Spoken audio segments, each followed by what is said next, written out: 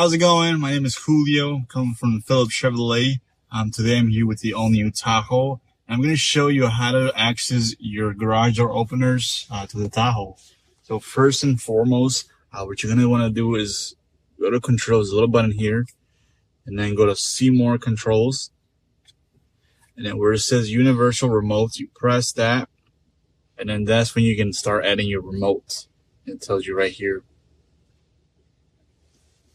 Hope you thought that was cool. If there's any way I can help you out, let me know at 815-933-2251. Appreciate you again, and bye-bye.